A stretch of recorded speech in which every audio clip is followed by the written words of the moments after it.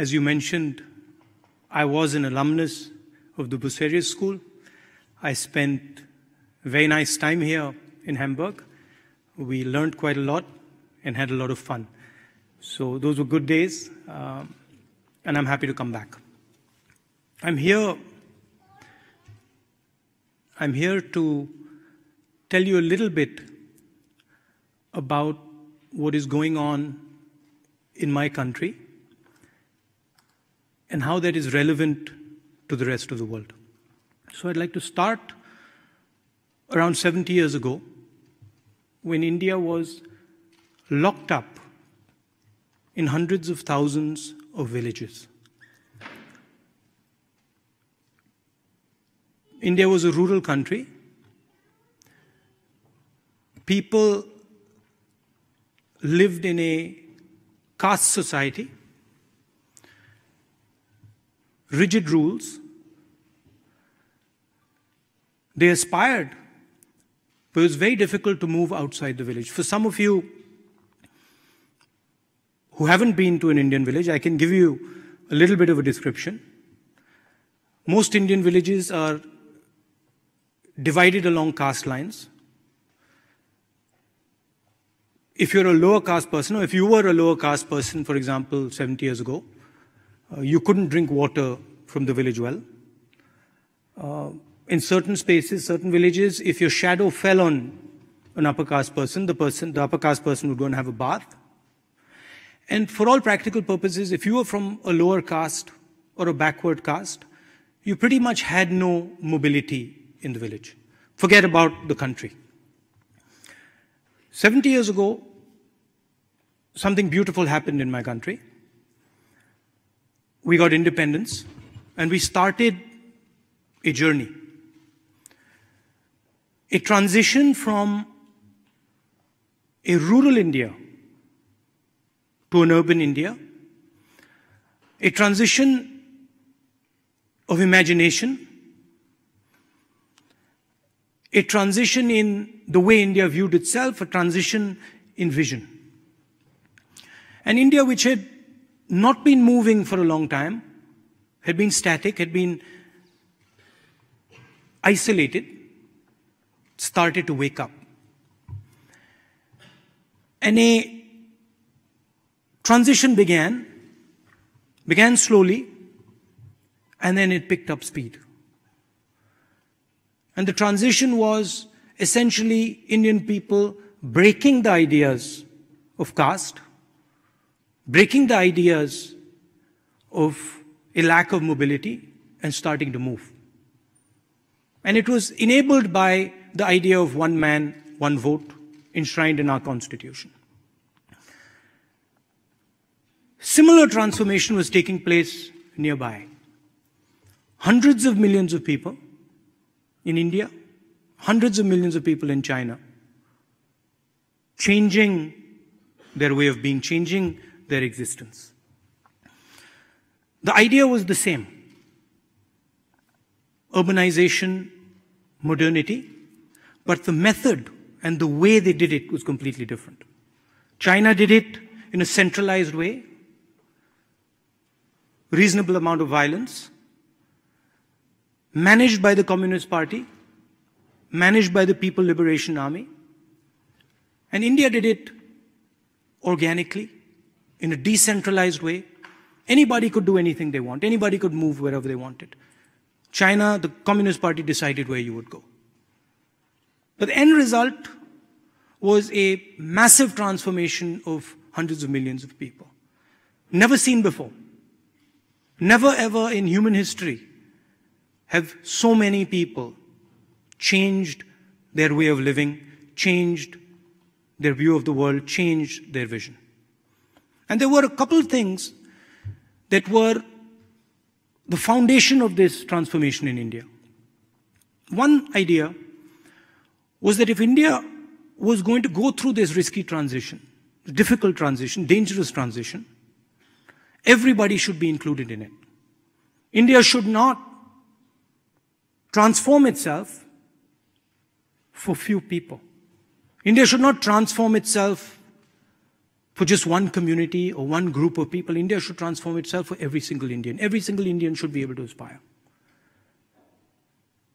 Many languages spoken in my country, many different states, different cultures, different ideas. We wanted all of them to be included in this sort of awakening, or in this transformation. The second idea was that this transformation would mean different levels of risk for different people. So poor people would face a higher risk in this transformation. They would have to make a much bigger change. They would have to move from a village to a city. The risks were much bigger. Certain communities, certain groups of people would struggle. Certain groups of people would require a cushion, maybe some help. Dalit communities, lower caste communities, tribal communities, minorities. So the idea was that as we transformed, the government should support its people, should help its people smoothen this traumatic transition, this traumatic change. So the government, pretty much all governments, until the last one, this one, 2014, Narendra Modi government, followed these two ideas very strongly. So for example, poor country like India guarantees 100 days of work to all its poor people. It's called the Guaranteed Employment Scheme. You can be anybody, any religion, you can speak any language. If you live in India, you're a poor person, you get 100 days of guaranteed employment. Right to food. Every single Indian person has the right to food. The state helps give them food, doesn't allow them to go hungry. The right to information. Doesn't depend on your religion. Any Indian person can ask their government about what is going on. And I can take you back a few years, bank nationalization, designed to give credit to many more people. So these were two of the fundamental ideas that pretty much every single Indian government held true, which has now been attacked and to a great extent damaged by the government in power today.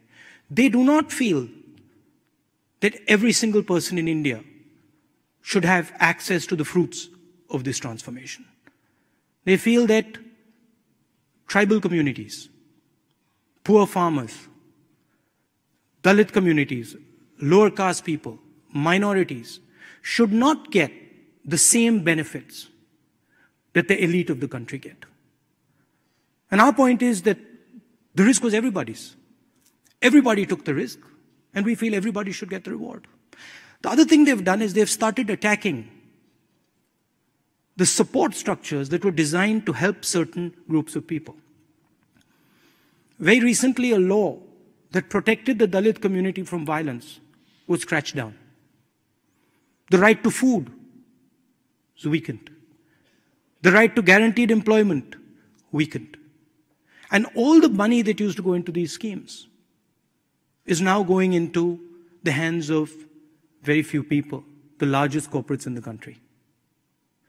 But that's not the only damage they've done. There's something much more significant and dangerous that the government has done.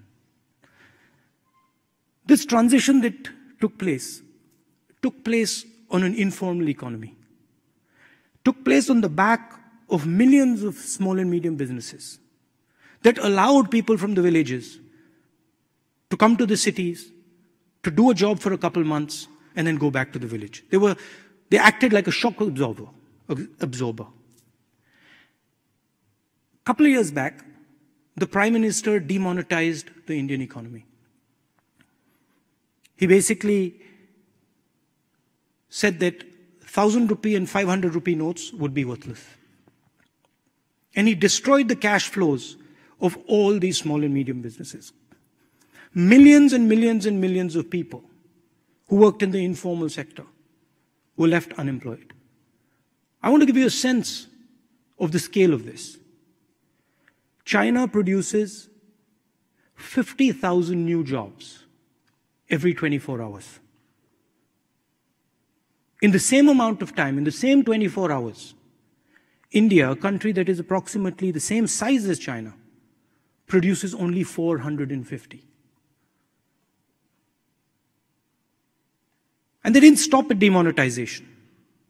They imposed a badly conceptualized, badly thought through, badly implemented goods and services tax, which complicated the lives of these small and medium businesses, and basically resulted in the closure of hundreds of thousands of them. And large numbers of people who worked in these businesses were forced back to the villages. And these three things that the government has done has made India angry. And that's what you get to read in the newspapers. When you hear about lynchings in India, when you hear about attacks on Dalits in India, when you hear about attacks on minorities in India, that's the reason for it. That a huge, powerful transformation, which is frankly shaping the entire world, requires certain protections for its people. And that protection is being taken away. And India is reacting to that. It's very dangerous in the 21st century to exclude people. And I want to give you a small example. A strong example, but a small, strong example. The United States attacked Iraq in 2003. And one of the first things they did was Executive Order 1 and Executive Order 2, which is in common parlance called de-Baathification. But in fact, it was a law that stopped a particular tribe in Iraq from getting government jobs, a law that stopped them from getting jobs in the army. And there was a history to it, so it seemed like a very innocuous decision at the time. It took the United States a couple months to defeat Saddam Hussein's army. Hardly any Americans died. Very limited number of soldiers died. Few months after the invasion, the network that was excluded from jobs in Iraq, the Tikriti tribal network, linked up with the cell phone network in Iraq and with the network of artillery shells that were left in the villages. And you got an insurgency that fought the United States and caused massive casualties to the Americans. And it didn't end there. That insurgency slowly entered empty spaces. It entered the empty space in Iraq. It entered the empty space in Syria. And then it connected with the global internet to form the horrific idea called ISIS.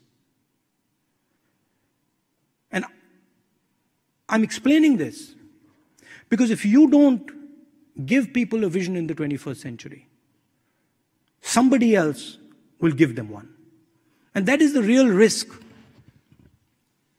of excluding large numbers of people from our development processes. Every country faces this risk. If you don't embrace people, if you don't give people a vision, somebody else is going to do it. And that vision might not be a vision that is good for you or good for the world. I want to end by telling you about a conversation I had many years ago with the ex-Defense Secretary, Robert McNamara, which has stayed in my mind. He had come to India and I asked him, what was your experience in the Vietnam War? What was your takeaway from the Vietnam War? And he said to me, you know, Rahul, during the war we used to talk to the Vietnamese. I used to talk to the Vietnamese generals. And we spent a lot of time talking to them. But we never listened to each other. It was only after the war, when I met those same generals, that I realized that what they were telling us was not what we were hearing. And what we were telling them was not what they were hearing. And he said that I wish that we had listened to them during the war, we would have saved many, many lives. And I think that's what is important in the 21st century. You can disagree with somebody, but in a connected world, you have to listen to what they're saying, where they're coming from. As I said recently, hate is a choice. I can fight you, I can take you on, I can compete with you, but hating you is something that I actively have to choose to do. And I think hate is a dangerous thing in a connected world. So what we do in India in the Congress Party, we work with our people, we bring them together, we try and carry as many of them as possible in this transition. And we find that when you actually go and listen to people, and they might be very different than you, they might have a different cultural background than you, they might speak a different language. But when you actually start listening to people and try to understand where they're coming from, you can get a hell of a lot done. So I'd like to end my talk by telling you that I think there is a lot of hatred in the world today, but there is not enough listening. And I think listening is something that is very, very powerful. So thank you for coming here.